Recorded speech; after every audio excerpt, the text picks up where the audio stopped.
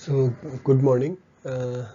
अभी हम लोग डिस्कस करेंगे interaction of radiation with matter, और it is in continuation basically.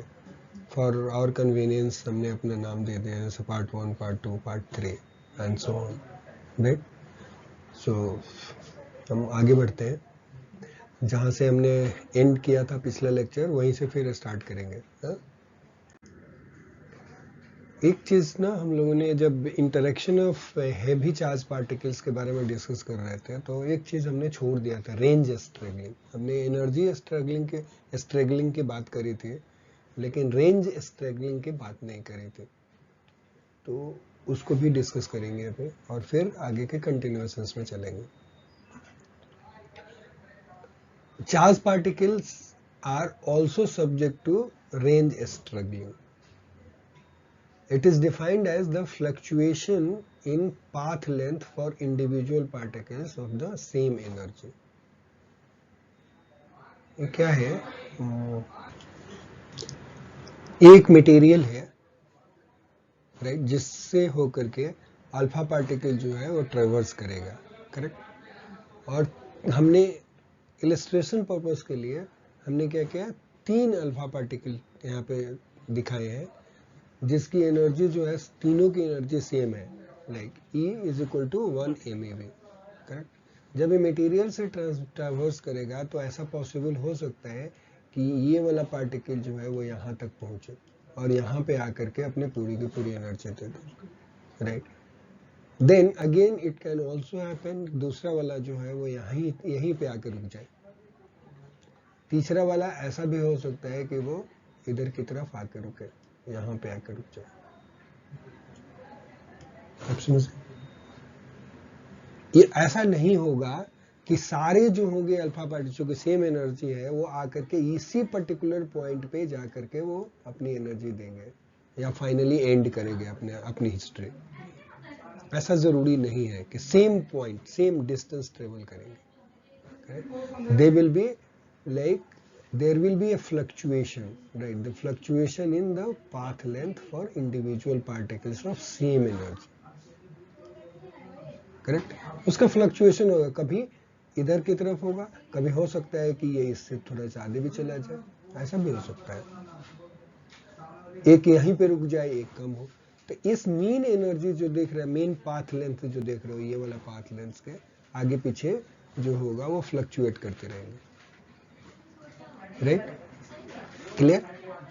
इसको बोलते हैं, इसी को बोलते हैं रेंज स्ट्रगलिंग, ठीक है, clear. The same stochastic factors that lead to energy struggling at a given penetration distance also results in slightly different total path lengths for each particle. क्या बोला? जो stochastic process वहां पे जो भी factors जो था जिसके चलते एनर्जी जो थी, एनर्जी स्ट्रगलिंग हो रहा था at a given penetration distance पे, जो एनर्जी जो अपने डिपॉजिट कर रहे थे उसमें भी वो डिफरेंस आ रहा था। सेम स्टोकास्टिक प्रोसेस जो है वो वही रिस्पॉन्सिबल है किसके लिए? For different total path length के लिए, फॉर ईच पार्टिकल। मतलब इसका कितना डिफरेंट टोटल पाथ लेंथ होगा, राइट, वही फैक्टर जो है वो काम करता है, stochastic factor, okay. For heavy charge particles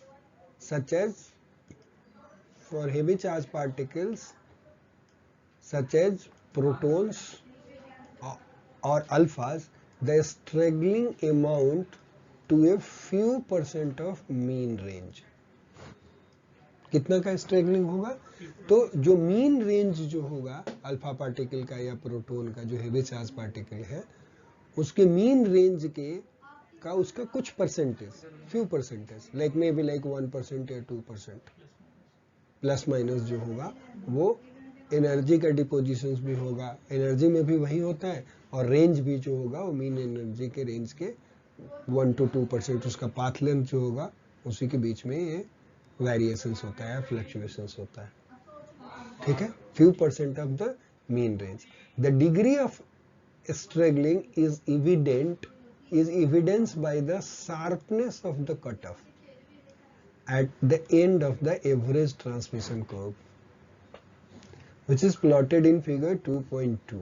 जैसे मान लो ये फिगर 2.2 है और यहाँ पे जो प्लॉटिंग आपको दिख रही है, यहाँ पे क्या है, ये देखो, ये एंड जब हो रहा है ये पार्टिकल, तो ये एंड हो रहा है, वो कितना शार्प हो रहा है,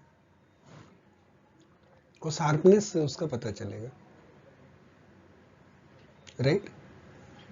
जैसे देखो यहाँ पे देखोगे कि सिंगल पार्टिकल के लिए तो एक ही लाइन आएगा, राइट, लेकिन जब भी पैरेलल बीम है तो मोर देन वन पार्टिकल एक साथ निकल रहा है, तो देखो इसका देख रहे हो, इसका कर्व जो होगा वो यहाँ पे आकर के फिर थोड़ा सा इधर की तरफ टिल्ट होता है। Okay, clear. वो रेंज कैसे पता चलेगा, तो ये बोल रहा है कि इस कर्व को यदि इसको डिफरेंशिएट करेंगे, differentiating this curve leads to a peak, इसको जब डिफरेंशिएट करते हैं तो एक पिक मिलेगा मुझे, एंड हुज विड्थ, उस पिक का विड्थ जो होगा is often taken as a quantitative measure of the importance of range straggling for the particles and observer used in the measurement। मतलब जब भी हम जब मेजर करेंगे तो एक ऑब्जर्वर होगा जिसके थ्रू होकर के अल्फा पार्टिकल या प्रोटॉन हेवी चार्ज पार्टिकल जो है उसको क्रॉस करेगा।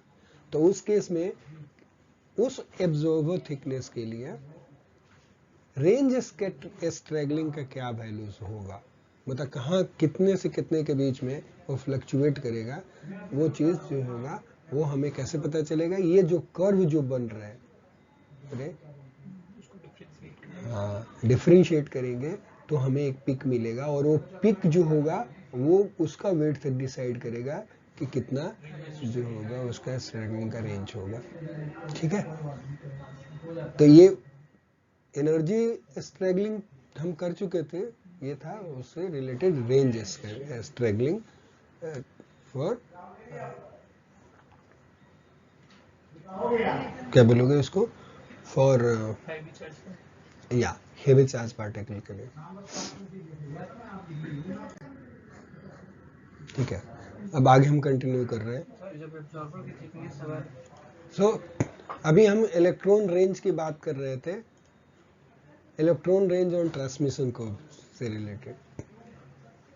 Absorption of mono energetic electron की बात करेंगे अब हम। मतलब मोनो एनर्जेटिक मतलब एक ही एनर्जी है, राइट, इलेक्ट्रॉन की, हम ऐसा मान रहे हैं। Absorption of mono energetic electrons मतलब इलेक्ट्रॉन का ऐसा हो सकता है कि आगे भी आएगा, जैसे मान लो बीटा पार्टिकल है, तो बीटा पार्टिकल का स्पेक्ट्रम कंटिन्यूअस होता है,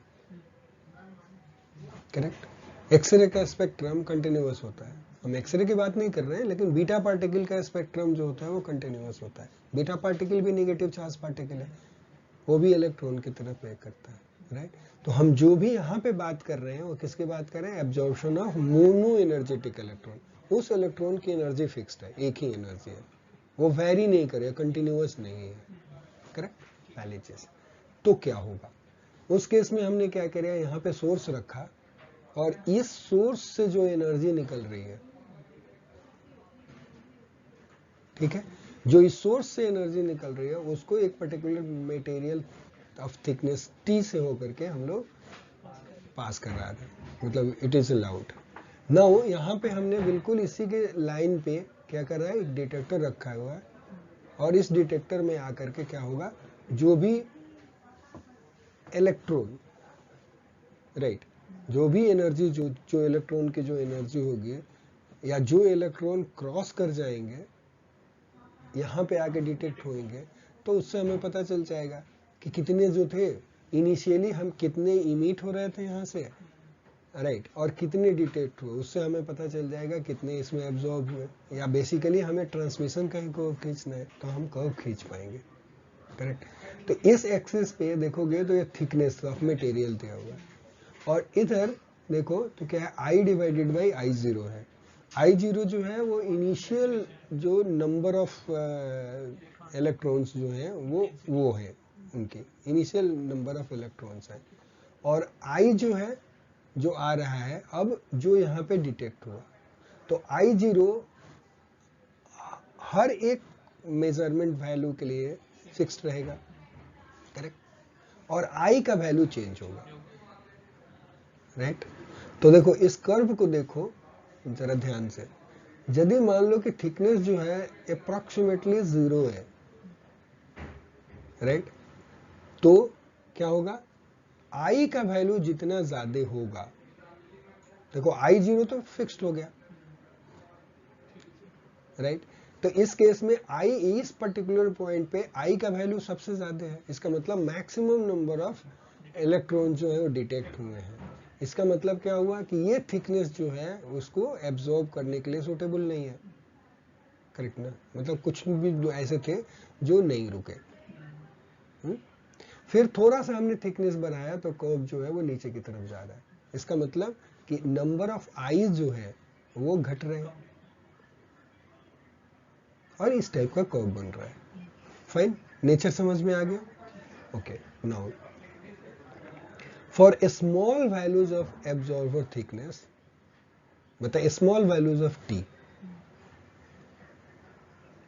absorber thickness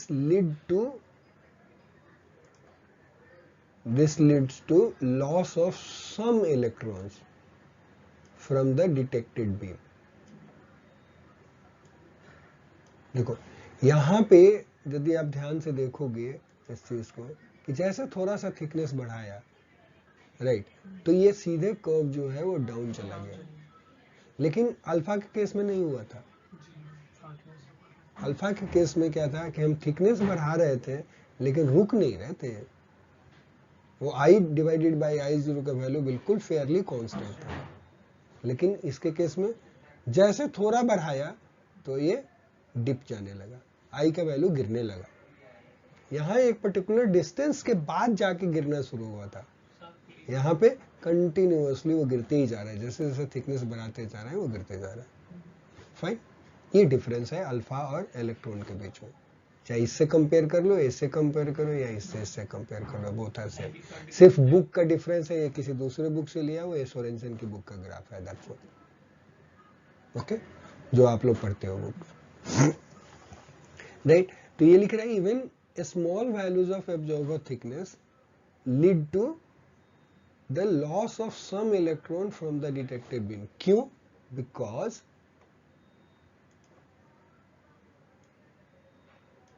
because scattering of the electrons effectively removes it from the flux striking the detector। क्या हो रहा है कि इलेक्ट्रॉन जब इस मटेरियल में होकर के जब मूव कर रहा है तो इलेक्ट्रॉन की स्कैटरिंग हो रही है। स्कैटरिंग का मतलब क्या है?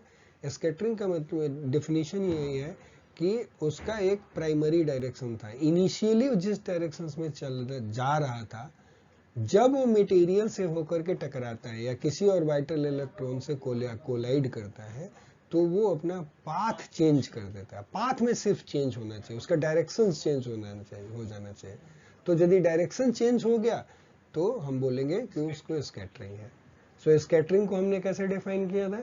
स्कैटरिंग का मान लो कि ये पर्टिकुलर डायरेक्शन था, इस डायरेक्शन में इलेक्ट्रॉन जा रहा था and then it encounters a particular object, right, correct. यदि ये इसी डायरेक्शंस में फिर भी कंटिन्यू कर गया, it means there is no scattering, correct. ये नो स्कैटरिंग वाला बात हो गया, राइट। और यदि इसने यहां से यहां टकराने के बाद if it has gone into this directions, right, तो इसका मतलब इसकी स्कैटरिंग हो गई।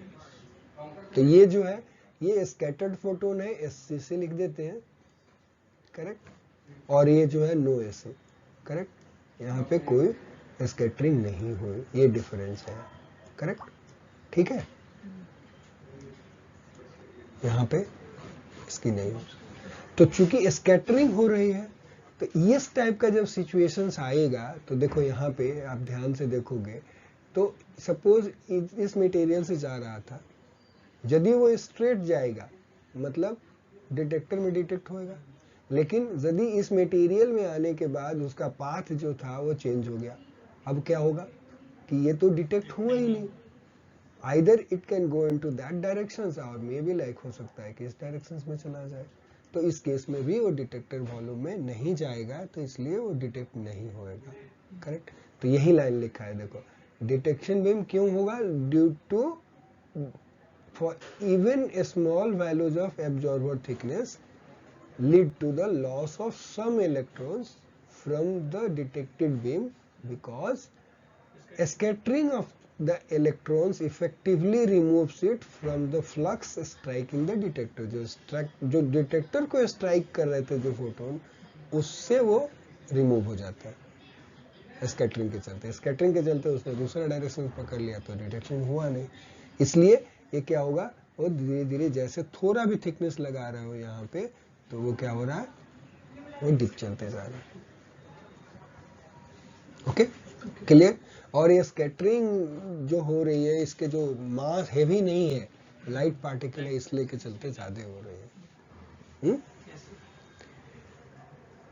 ये plot of the detected number of electron versus absorber thickness therefore begins to drop immediately and gradually approaches zero for large absorber thickness। right? जब जैसे absorber thickness ज्यादा हो जाता है तो then it drops to zero, इधर zero की तरफ आ जाता है। ये वैल्यू जो है वो जीरो को अप्रोच कर रहा है। करेक्ट। इस एक्सिस पे देखोगे, यहाँ पे आकर के रीड करेंगे तो ये जीरो आ जाएगा। ठीक है। Those electrons that penetrate the greatest absorber thickness, वो कौन से होंगे, will be the ones whose initial direction has changed least in their path through the absorber।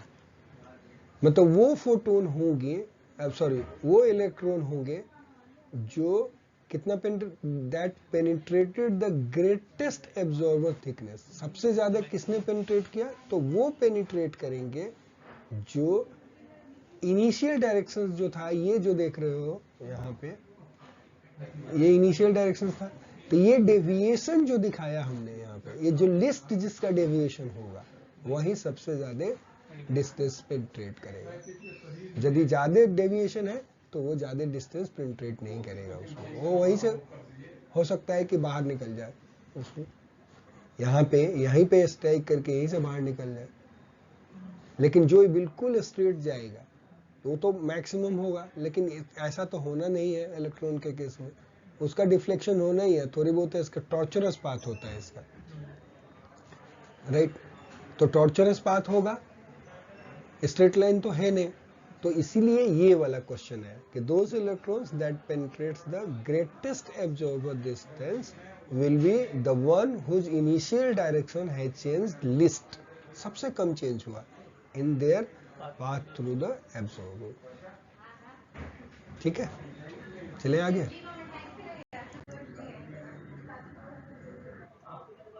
Okay, the concept of range is less definite for fast electron than for the heavy charge particle। okay, ये भी एक important point है comparison के लिए। the concept of range is less definite for fast electron than for heavy charge particles। क्यों? because the electron's total path length is considerably greater than the distance of penetration along the initial velocity vector। Range जो था पहले वाले में, जब alpha particle था तो वो स्ट्रेट लाइन ट्रेवल कर रहा था। राइट। जब फास्ट इलेक्ट्रॉन जो होगा वो ट्रेवल करेगा, तो इस केस में भी इसका भी पाथ जो होगा वो टॉर्चरस ही होगा, स्ट्रेट लाइन होना नहीं है। जब स्ट्रेट लाइन नहीं होगा, टॉर्चरस पाथ होगा, तो टोटल पाथ लेंथ जो होगा, अब देखो हम लोग वेलोसिटी में जब हम लोग डिस्टेंस और डिस्प्लेसमेंट में ये डिफरेंस था ना, डिस्टेंस में एक्चुअल टोटल पाथ जोड़ते थे और डिस्प्लेसमेंट में लिस्ट पाथ, जो इनिशियल से लेकर के फाइनल तो वहां से स्ट्रेट लाइन मिला देते थे, तो दैट बिकम्स डिस्प्लेसमेंट। करेक्ट। तो इस केस में भी वही चीज है। क्या देखो, the total path length is considerably greater than the distance of penetration along the initial velocity vector, मतलब वो डिस्प्लेसमेंट जो उसका होता है वो उससे ज्यादा उसका टोटल पाथ लेंथ होता है, इनिशियल जिस डायरेक्शन में वो चल रहा था वेलोसिटी वेक्टर के। आप समझ पा रहे हो? अब जैसे देखो, मान लो कि उस केस में आप यहाँ पे हम बना देते हैं, सपोज करो कि ये आपका मटेरियल है जिसके अंदर वो ट्रेवल कर रहा है, करेक्ट। यहाँ से ये इसका एक एंट्री पॉइंट है इलेक्ट्रॉन का, करेक्ट। अब ये हो सकता है ये टॉर्चरस ऐसे ऐसे करके और तब जा करके बाहर निकल रहा है। तो टोटल पाथ लेंथ तो ये होगा मेरा, ये यहां से शुरू होगा, ये सारे जोड़ते जाएंगे, ये हो जाएगा, करेक्ट। और ये बोल रहा है distance of it is greater than the distance of penetration along the initial velocity vector. तो इनिशियल वेलोसिटी वेक्टर क्या है, ये इनिशियल तो इस डायरेक्शन में जा रहा था, तो यहां से जो जब हम इसके डायरेक्शन का वेलोसिटी वेक्टर खींचेंगे तो ऐसा आएगा, करेक्ट। तो ये डिस्टेंस है, यहां से यहां तक का distance. So this actual path length is much greater than this particular distance. ये जो येलो वाला जो दिख रहा है आपको, इसलिए ऐसा होता है, इसका जो है जो लेस डेफिनिट होगा, मतलब हम डेफिनेटली नहीं बोल सकते कि एक्जैक्टली इतना ही होगा। और दूसरी चीज कि हर एक इलेक्ट्रॉन जो होगा उसके लिए एक डिफरेंट टॉर्चरस पाथ होगा, वो भी स्टोकास्टिक है बेसिकली, ठीक है। Normally the electron range is taken from the transmission plot such as given in figure 2.13।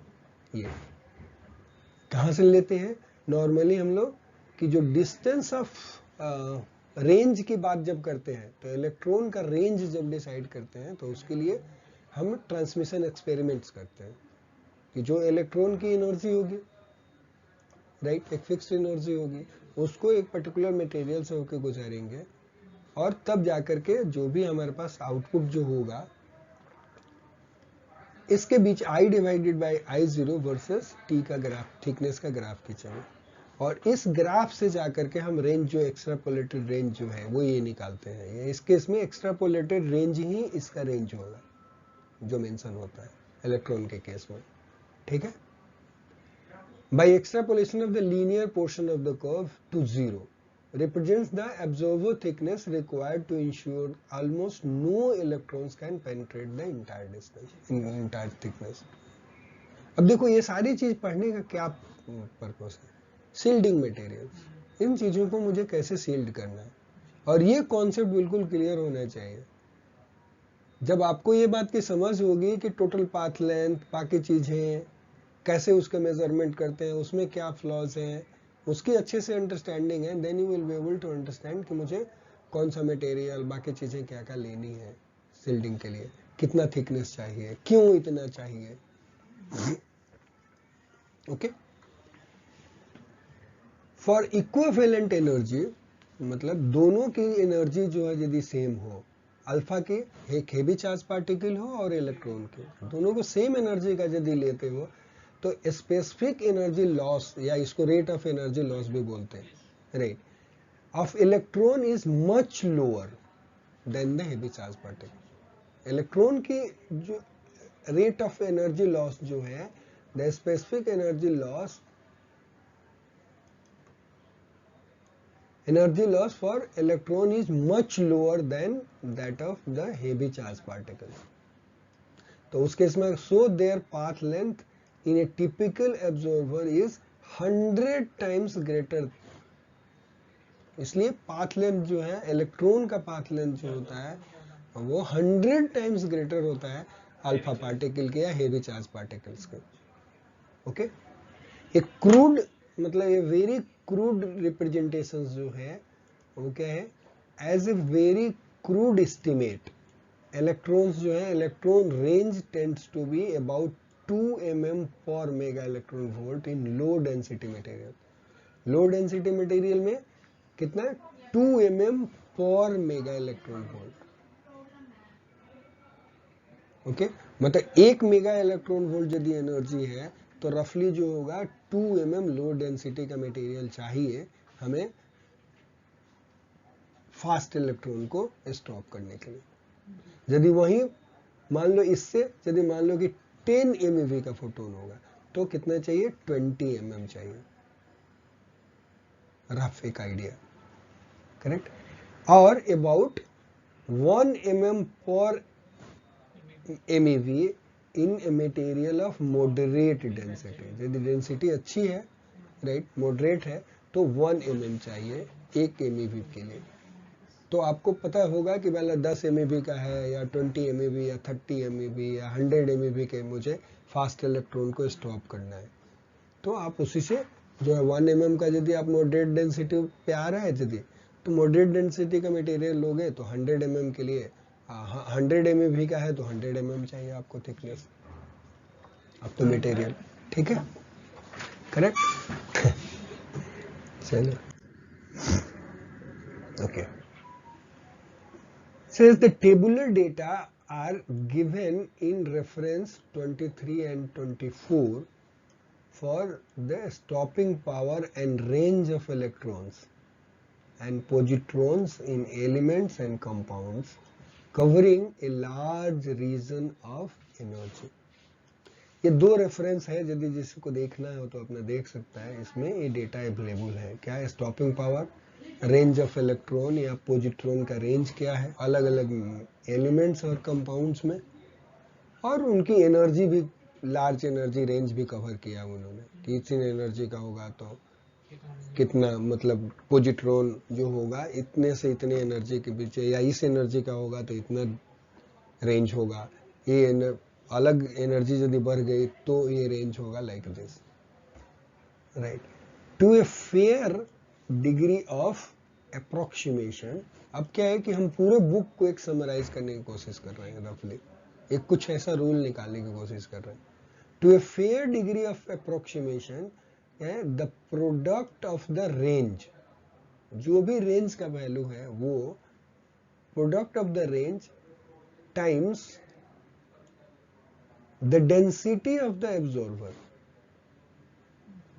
Range और डेंसिटी का, density of the absorber is a constant for different materials for electrons of initial energy, sorry of equal initial energy. मतलब यदि energy, initial energy electron की equal है तो उस case में क्या रिलेशनशिप देखा गया कि उनका रेंज, जो इलेक्ट्रॉन का रेंज जो है वो multiplied by the density of the absorber, वो कांस्टेंट आया।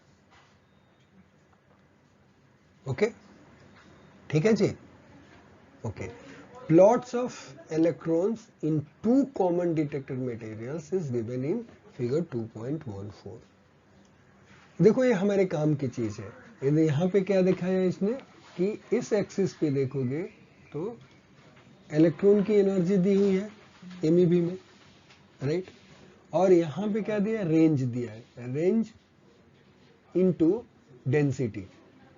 अब डेंसिटी किस यूनिट में है, इन ग्राम पर सेंटीमीटर क्यूब, ठीक है। और दो चीज के लिए दिया, एक सोडियम आयोडाइड, ये जो हम लोग यूज करते हैं सोडियम आयोडाइड, हाँ, अब उसमें इलेक्ट्रॉन का क्या लेना देना, वहां तो फोटोन इंटरेक्ट करता है। अल्टीमेटली फोटोन इंटरेक्ट करे, न्यूट्रॉन इंटरेक्ट करे, इलेक्ट्रॉन इंटरेक्ट करे, उनका फेट चार्ज पार्टिकल ही बनता है, समझ गए। वहां पर भी फोटोन भी इंटरेक्ट करता है तो क्या होता है, वहां इलेक्ट्रॉन का इजेक्शन होता है और वहीं बाद में ट्रेवल करते हैं, तो वहां पर भी अल्टीमेटली चार्ज पार्टिकल का ही इंटरेक्शन हो रहा है उस मटेरियल में। न्यूट्रॉन में अल्फा पार्टिकल निकलता है और वो अल्फा पार्टिकल इंटरेक्ट करता है ज्यादातर, ओके। सो चार्ज पार्टिकल का इंटरेक्शन होता है। तो यहाँ पे ये दिखाया अलग अलग कर्व में कि रेंज जो होता है ये एक पर्टिकुलर एनर्जी के लिए वो एक कांस्टेंट वैल्यू उनको मिला, एक वैल्यू। तो जैसे जैसे ये एनर्जी बढ़ते जा रही है तो ये रेंज इनटू ये जो वैल्यू, जो कांस्टेंट मल्टीप्लिकेशन जो है वो भी बढ़ते जा रहा है, राइट। लेकिन यहाँ पे देखो क्या लिखा है, range energy plots for electrons in silicon and sodium iodide if units of mass thickness, right, distance into density are used for range as shown values at the same electron energies are similar even for materials with widely different physical properties of atomic number.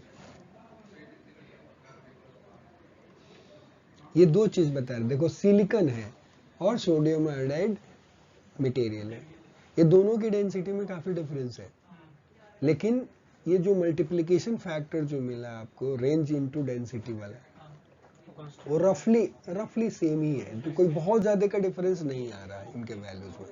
That's what it concludes. ठीक है, रफली same है वही है, वो दोनों curve जो है ना देख रहे हो रफली, हाँ बहुत कम का डिफरेंस है. चले आगे. Okay, now absorption of beta particle, ये तो इलेक्ट्रॉन की बात थी. अब हम लोग रेडियो एक्टिव सोर्स भी यूज करते हैं. यदि मान लो कि बीटा पार्टिकल ले तो उसका एब्जॉर्प्शन, उसका ग्राफ, उसका कैसे होगा, सील्डिंग. अल्टीमेटली देखो interaction of radiation with matter जो पढ़ते हो उसके कई एप्लीकेशंस हैं. एक एप्लीकेशन सील्डिंग मटेरियल्स के लिए आपको जरूरत पड़ेगा. दूसरा एप्लीकेशन डिटेक्टर जो डिजाइन करना है उसका एक्टिव वॉल्यूम, बाकी चीजें क्या होना चाहिए, हाउ डिटेक्टर जो भी हम बना रहे हैं, राइट, वो वहां पे उसकी जरूरत पड़ेगी. फिर डिटेक्शन मैकेनिज्म समझने के लिए, ओके, वो कई जगह पे इसकी जरूरत पड़ेगी. फिर आपको ह्यूमन जो रेडियो बायोलॉजी समझने के लिए everywhere it will be required. ठीक है, चलो anyway, the transmission curve for beta particles emitted by a radioisotope source because of the continuous distribution in their energy differs significantly from that of sketched in 2.13 for monoenergetic electrons. हमने mono energy specially जब हम लोग आगे इसके पिछले वाले slide में जब हम लोग पढ़ रहे थे तो हम लोगों ने क्या ट्रांसमिशन कर्व किसका देखा था, मोनो एनर्जेटिक इलेक्ट्रॉन का, और वहां पे मैंने क्लियरली स्पेसिफाई भी किया हुआ था कि सिर्फ एक एनर्जी का इलेक्ट्रॉन है. लेकिन बीटा पार्टिकल जो है वो कंटिन्यूअस स्पेक्ट्रम होता है. जब भी इमिट होता है बीटा पार्टिकल तो एक फिक्स्ड एनर्जी का नहीं होता, कंटिन्यूअस एनर्जी होती है, मतलब 0 से लेकर के मैक्सिमम तक जाएगी. करेक्ट. सो ये बोल रहे हैं इसलिए इसका बीटा पार्टिकल का ट्रांसमिशन कर्व जो होगा वो मोनो एनर्जेटिक इलेक्ट्रॉन के ट्रांसमिशन कर्व से इंटायरली डिफरेंट होगा, सिग्निफिकेंटली डिफरेंट होगा. देखो मोनो एनर्जेटिक का ट्रांसमिशन कर्व कैसा था और देखो ये बीटा पार्टिकल का ट्रांसमिशन कर्व कैसा है. क्लियर. द सॉफ्ट और low energy beta particles are rapidly absorbed even in a small thickness of the absorber. सही बात है. The soft or low energy beta particles are rapidly absorbed even in a small thickness of the absorber, so that the initial slope of the attenuation curve is much greater. इसलिए initial curve, क्योंकि max जो 0 से वाला जो part जो होते हैं, जो सॉफ्ट पार्टिकल जो है वो सारे के सारे कम भी थिकनेस होगा तो एब्जॉर्ब हो जाएंगे. तो नेचुरली उसका कर्व जो होगा, ये कर्व जो दिख रहा है आपको, ये शार्पर होगा, sharp decrease in count. Okay.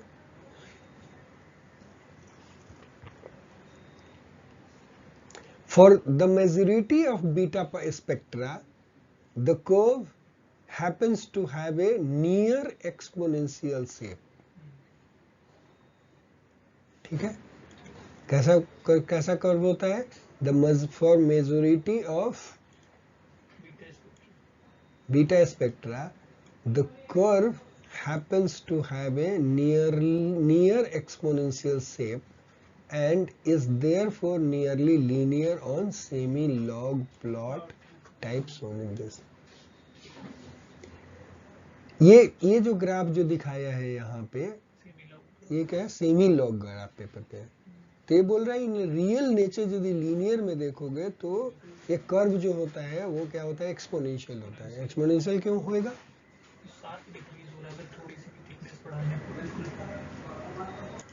ठीक है, आगे क्या बोल रहा है, the coefficient n correlates well with the end point energy of the beta emitter for a specific absorbing material.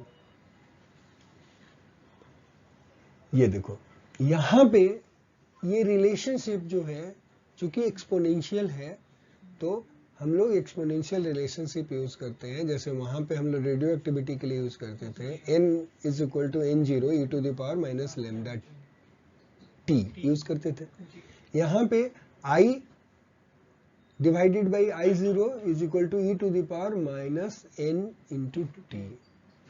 वो जो पे लैम्डा जो था वहां के जगह पे n है और t जो है वो थिकनेस है। बाकी रिलेशनशिप वही है, I is equal to I0 हो जाएगा e to the power minus n into t. Correct, वो यही बता, I0 जो है काउंटिंग रेट है, काउंटिंग रेट विदाउट एब्जॉर्बर है, और I जो है it is the counting rate with absorber, और T जो है absorber thickness given in gram per centimetre square. ठीक है, और ये कर्व बनता है। तो यहाँ पे जो बोल रहा है कि n का जो वैल्यू जो आता है राइट, यहाँ पे इस रिलेशनशिप से जब आप एक्सपेरिमेंट करते हो तो n का वैल्यू जो आप एस्टिमेट करते हो it correlates well with and point energy of the beta particle, beta spectrum. And point energy मतलब ग्राफ, जब बीटा का आप स्पेक्ट्रम देखोगे तो बीटा का स्पेक्ट्रम जो होता है आपको, बीटा का स्पेक्ट्रम इस टाइप का आएगा और ये पॉइंट जो होता है वो एंड पॉइंट एनर्जी होता है। तो ये जो रिलेशन जो इन जो भी एस्टिमेट यहाँ से कर रहे हो that correlates well with and point energy. हाँ, लास्ट से, ये नहीं तो ये मीन एनर्जी होती है, मीन एनर्जी से नहीं, किससे, लास्ट वाले से कोरिलेट होती है। मतलब ये वैल्यू जो निकाला जाता है एग्जामिनर यहाँ पे घुमा के पूछेगा। हर चीज तो मैं यहाँ पे नहीं खोलूंगा, बहुत सारी चीजें जो लोग ध्यान से नहीं पढ़ेंगे, ध्यान से कॉन्सेप्ट नहीं है, तो हम कहीं ना कहीं वहां पे जाकर उनसे हम पूछना चाहते हैं इतना मेहनत करने के बाद कि आप रिलेट कर पा रहे हो कि नहीं कोई चीजों को। तो n का वैल्यू जो जब भी आप डिटरमिन कर रहे हो तो वहां पे वो किसके साथ कोरिलेशन है, and point of the beta energy. ठीक है, for a specific absorbing material, वो किसी के लिए तो फिक्स होगा। ठीक है जी, आगे चले या रोक दे, 32 मिनट्स। ठीक है, चलते हैं अभी। Back scattering, the fact that the electron often undergo large angle deflections along with their track leads to the phenomenon of back scattering. क्या बोला, the electron often undergo large angle deflection, right, along their track। मतलब large angle deflections का मतलब, right, clear. इस case में क्या बोले, electron जो देखे यहाँ पे हम ना एक बार ये मटेरियल है, करेक्ट, और इससे होकर के जब भी जो इलेक्ट्रॉन जब चलेगा, मान लो यहाँ से स्टार्ट किया, करेक्ट, तो ऐसा भी हो सकता है टॉर्चरस पास जाते जाते ये वापस इधर की तरफ आ जाए, वो कैसे भी जा सकता है। वही यही बात यहाँ पे लिखी इसने, the fact that electron often undergo large angle deflection, इस केस में 180 डिग्री का हो जाएगा, deflection along their tracks leads to the phenomenon of back scattering, पीछे की तरफ चला जाएगा, स्कैटर होगा, पीछे चला गया। An electron entering one surface of an absorber may undergo sufficient deflection so that it re-emerges from the surface through which it entered। Correct, हाँ, इधर की तरफ इंटर किया, अब इधर से ही लगेगा कि वो बाहर आ गया, करेक्ट, ठीक है।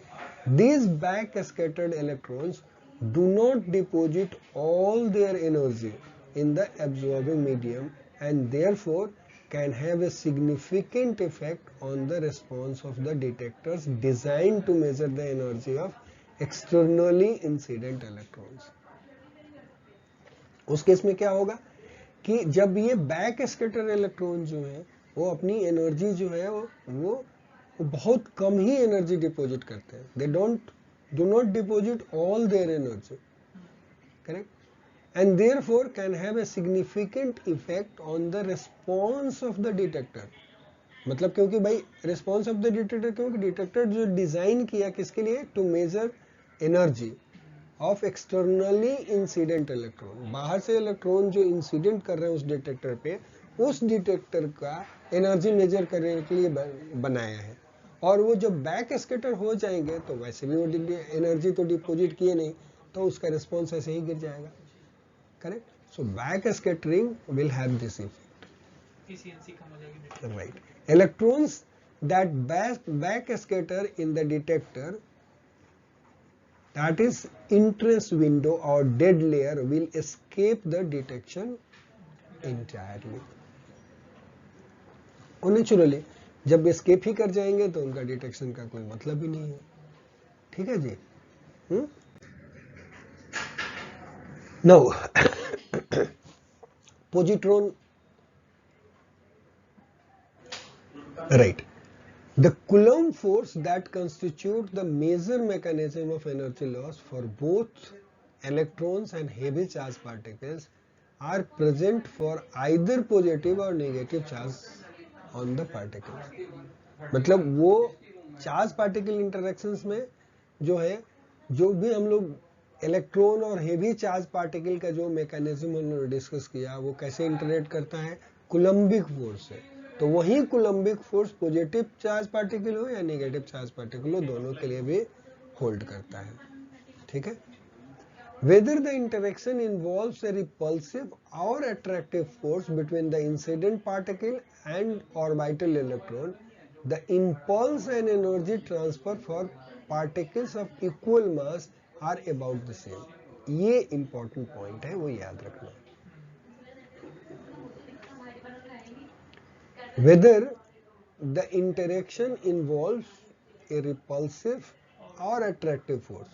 अब जैसे पोजिट्रॉन के केस में अट्रैक्टिव फोर्स होगा, राइट। इलेक्ट्रॉन के केस में इलेक्ट्रॉन और ऑर्बिटल इलेक्ट्रॉन के बीच का जो इंटरेक्शन रिपल्सिव होगा।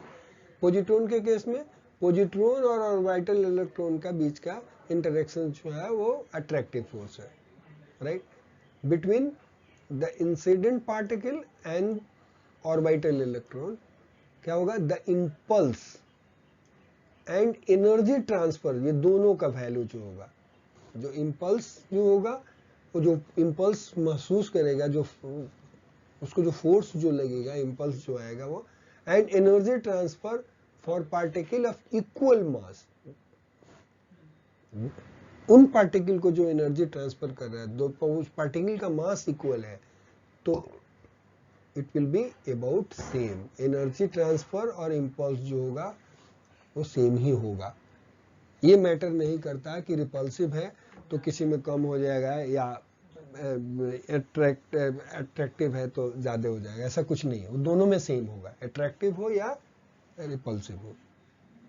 इंपल्स और एनर्जी ट्रांसफर का वैल्यू सेम होगा यदि जिस पार्टिकल के साथ इंटरेक्ट कर रहा है उसका मास सेम होना चाहिए। Therefore, the tracks of positrons in an observer are similar to those of normal negative electrons. तो ट्रैक भी जो होगा, जैसा ट्रैक नॉर्मल इलेक्ट्रॉन का होता था उसी टाइप का ट्रैक जो होगा वो पोजिट्रॉन का भी होगा। And their specific energy loss या rate of energy loss and range are about the same for equal initial energy. तो पोजिट्रॉन की एनर्जी हो या इलेक्ट्रॉन की एनर्जी हो, दोनों की यदि एनर्जी सेम है तो उनका रेंज और रेट ऑफ एनर्जी लॉस भी सेम होगा। सही है, good. Positron differs significantly, however, in that the inhalation radiation is generated at the end of the positron track, right? Electron में ऐसा नहीं होता, लेकिन पोजिट्रॉन का एंड ट्रैक जो होगा वहां पे इनहेलेशन होगा, राइट? क्या?